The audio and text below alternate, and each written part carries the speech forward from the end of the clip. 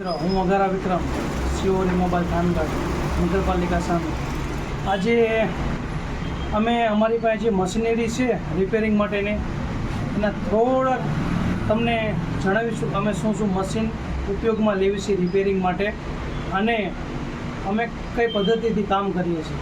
Machine તો બધા લાવી દેશે પણ એનો ઉપયોગ કરવો કઈ રીતે એને કઈ રીતે ચલાવવા તમારી પાસે નોલેજ છે કે નથી એ બાબતે આજ થોડી ચર્ચા કરશું. મશીન તો લઈ લેવી પણ મશીન ચલાવવા માટે નોલેજ તો હોવું જોઈએ ને, એટલે એના માટે એક કોર્સ કરવો પડે તો તમે રિપેરિંગ કરી શકો.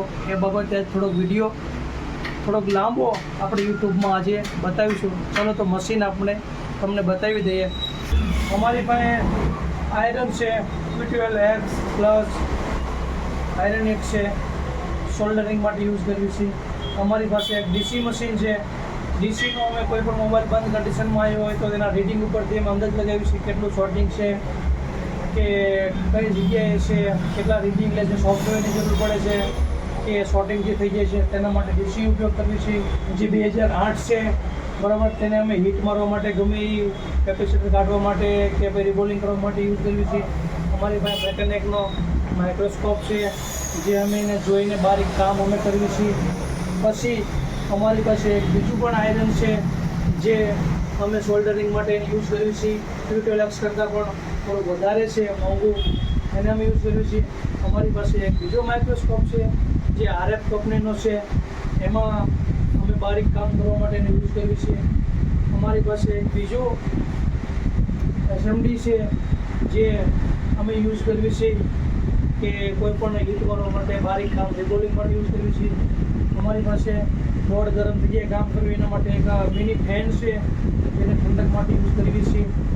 અમારી પાસે બીજું એક લેપટોપ છે જેને અમે સોફ્ટવેર પછી કોઈ પણ નાનું ડાયાગ્રામ જોવા માટેનો અમે યુઝ કરવી છે.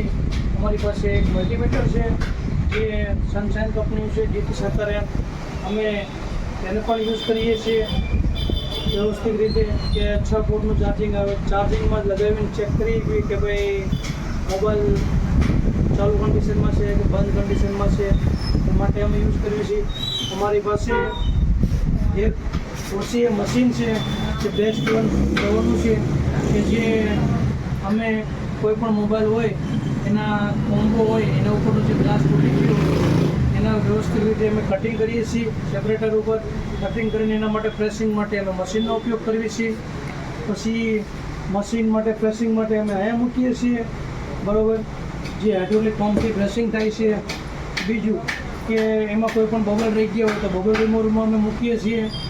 તો મિત્રો આ મશીન જે કોઈની પાસે હોય અને એને ચલાવવામાં કાંઈ તકલીફ પડતી હોય તો અવશ્ય કોમેન્ટ કરો, અમે જરૂર તમને જવાબ આપશું.